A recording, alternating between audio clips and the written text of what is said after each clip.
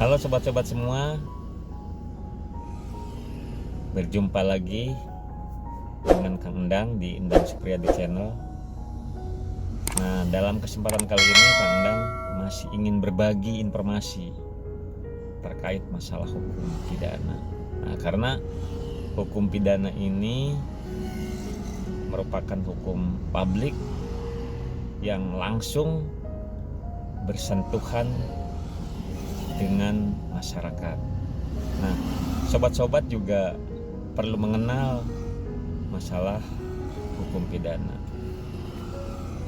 Jadi Kang Endang ingin memberikan contoh-contoh masalah yang sering terjadi di masyarakat. Misalnya ketika masyarakat ada pertikaian dengan sesama insan, di antaranya misalnya adanya penganiayaan, itu terkandung di dalam Undang-Undang Hukum Pidana di pasal 351. Nah, penganiayaan juga ini kan pasalnya ada 3. Ada yang sifatnya penganiayaan ringan, menyebabkan luka berat, dan menyebabkan matinya orang. Ini tentu ancaman hukumannya berbeda-beda, sobat-sobat semua. Jadi prinsipnya pasal-pasal yang ngetren terjadi di masyarakat itu diantaranya yaitu pasal penganiayaan, pasal penipuan, pasal penggelapan, pasal pencurian, penadahan, pengeroyokan. Nah, ini ngetren di masyarakat gitu, sobat-sobat semua. Nah, jadi sobat-sobat ketika mengalami hal terhadap diri sobat semua atau kepada sanak keluarga atau saudara, teman, kerabat. Jadi bila merasa dirugikan itu akibat penganiayaan misalnya, kita dapat melaporkan kepada pihak kepolisian di mana kita tinggal, misalnya di wilayah polsek-polsek yang kita tinggal, atau bisa langsung di kepolisian resor tingkat kabupaten. Nah, ini tentu masyarakat supaya dapat mengenal hukum pidana. Kenapa? Agar kita ini di dalam melakukan tindakan perilaku sehari-hari itu tidak merugikan kepentingan orang lain. Nah, jadi kalau saran Kang Endang, masyarakat juga memang perlu mengenal suatu peraturan, agar setelah mengenal peraturan-peraturan yang harus ditaati oleh kita selaku warga negara, tentu kita akan lebih hati-hati di dalam bertindak setiap harinya. Nah, sebagai contoh, di dalam kitab Undang-Undang Hukum Pidana ini telah banyak diatur pasal-pasal yang mengandung perbuatan-perbuatan yang mengandung tindak pidana. Nah, ini zaman sekarang ini jangankan pihak lain itu dipukul atau dianiaya, dengan kita mengeluarkan kata-kata yang tidak menyenangkan saja, orang sudah prinsipnya ingin melaporkan perbuatan kita.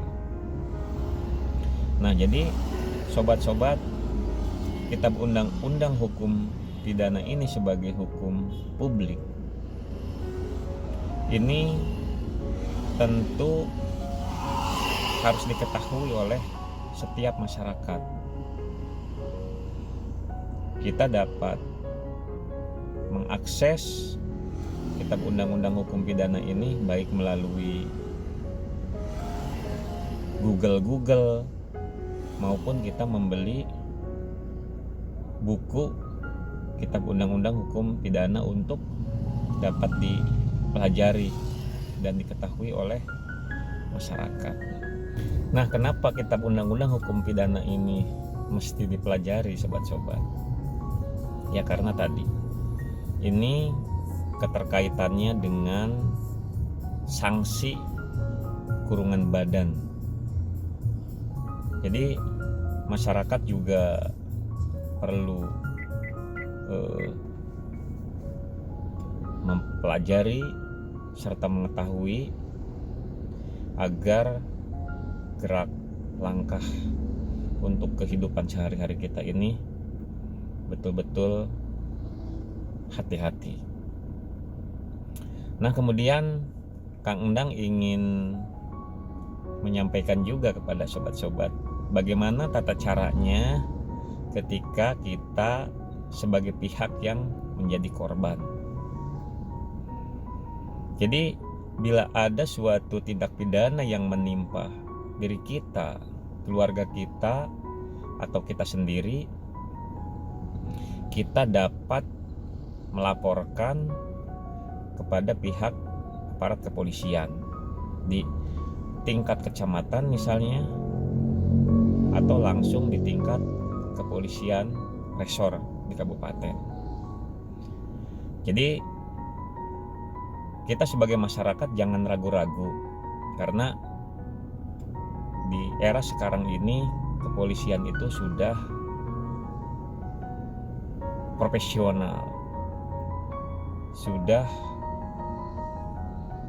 maju, melayani, melindungi, dan mengayomi pada masyarakat. Jadi bila teman-teman menjadi suatu korban tindak pidana, jangan malu-malu dan jangan segan-segan datang ke kantor-kantor kepolisian sektor maupun kepolisian resor di tingkat kabupaten, yaitu dengan membawa identitas kartu tanda penduduk serta kita melaporkan apa yang terjadi. Nah, kemudian dengan dasar laporan kita ini, kepolisian akan menyelidiki kasus yang dialami oleh kita. Kepolisian dengan dasar laporan dari kita mengolah, mengumpulkan bukti-bukti, meminta keterangan saksi untuk dapat menemukan apakah di dalam pelaporan kita itu ada peristiwa pidananya atau tidak. Nah, setelah disimpulkan bahwa ada suatu peristiwa pidana, maka penyelidikan akan ditingkatkan menjadi suatu penyidikan, dan pihak kepolisian akan dengan cara penyidikan ini akan mencari bukti-bukti yang diatur di dalam pasal 184 Kitab Undang-Undang Hukum Acara Pidana tentang alat bukti, yaitu keterangan saksi, keterangan ahli, bukti surat, petunjuk. Nah, ini minimal harus dimiliki oleh pihak kepolisian dengan 2 alat bukti permulaan yang cukup. Nah, dengan 2 alat bukti permulaan yang cukup tadi, pihak kepolisian yang menangani perkara yang dilaporkan tadi itu bisa menetapkan seseorang menjadi tersangka pelaku tindak pidana. Nah, ini kinerja kepolisian akan seperti itu. Nah, kemudian di dalam serangkaian penyidikan ini tentu kepolisian juga setelah dilakukannya penyidikan ini akan melibatkan instansi kejaksaan. mereka akan berkoordinasi dengan pihak jaksa penuntut umum untuk bagaimana berkas yang dikerjakan oleh para penyidik ini untuk dapat diteliti apakah perkara ini layak untuk dilakukan penuntutan dan juga dapat diajukan ke muka persidangan di pengadilan. Nah, ini sobat-sobat semua juga dapat mengontrol perkara yang sobat laporkan tadi dengan cara berkoordinasi dengan penyidik yang menangani kasus tersebut, juga kepada jaksa penuntut umum yang menangani kasus yang sobat-sobat laporkan tadi. Nah, ini proses pengawalannya ya dengan cara kita berkoordinasi, apa lewat telepon atau datang ke kantor kepolisian atau datang ke kantor kejaksaan, agar kita mengetahui kemajuan perkara yang sedang ditangani tersebut. Nah, pada prinsipnya masyarakat itu akan dilayani secara baik. Nah, apabila dalam proses penanganan perkara tersebut kita ini merasa tidak puas, misalnya satu, penanganannya bertele-tele misalnya, atau belum adanya kepastian hukum dengan waktu yang cukup lama, kita harus mempertanyakan terus apa masalah yang dialami oleh para penyidik itu. Bahkan kita sebagai pelapor juga dapat membantu kesulitan-kesulitan apa yang dialami oleh para penyidik di dalam menangani kasus yang telah kita laporkan tadi. Masyarakat dapat berperan aktif. Nah, bila sobat-sobat semua ini merasa dirugikan dengan perkara yang saudara laporkan, umpama masih tidak ada kepastian hukum, dan apabila diduga ada penyimpangan, maka untuk melakukan pengaduan terhadap dugaan penyimpangan penanganan perkara itu, sobat-sobat bisa melaporkan kepada pihak Propam. Propam ini adalah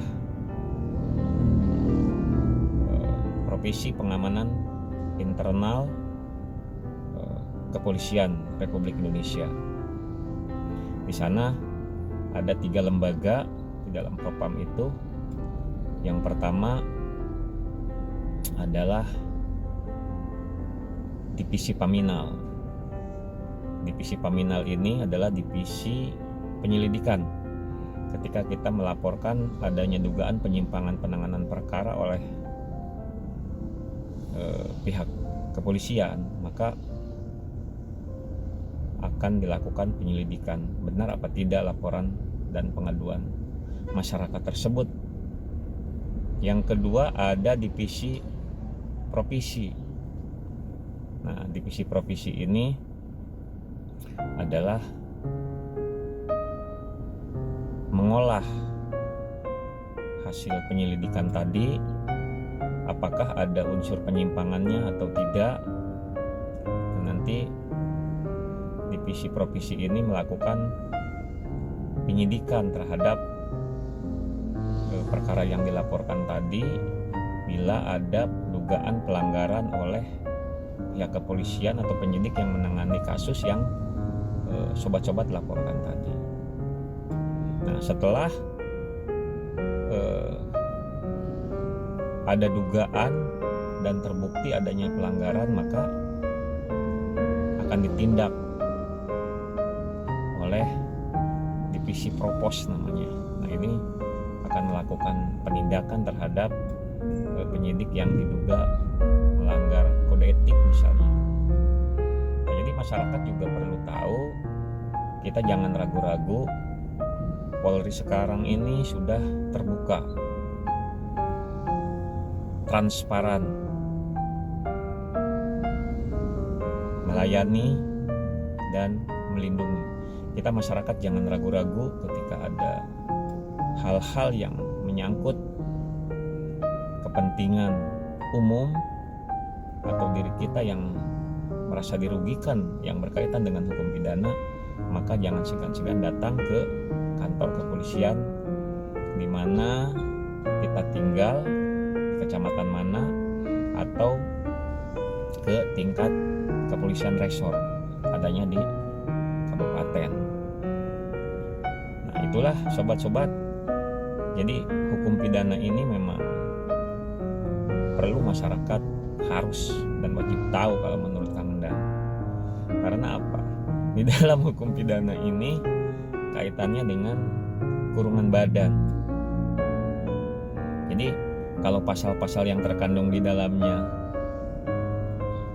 kita sudah tahu, jadi setidaknya kita akan lebih hati-hati di dalam melakukan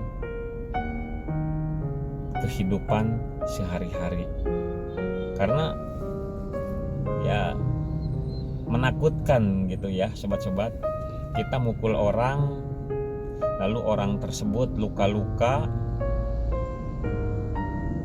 Nah, jadi kalau dilaporkan oleh korban itu ada pasal 351 ayat 1-nya itu ancamannya berapa coba sobat-sobat? Itu yang paling ringan tuh 2 tahun 8 bulan. Apalagi kalau luka berat di atas itu, apalagi kalau menyebabkan mati orang yang dianiaya itu. Ya artinya di dalam pasal-pasal hukum pidana itu terkandung sanksi berupa hukuman badan. Nah, makanya Kang Endang mengajak kepada sobat-sobat Kang Endang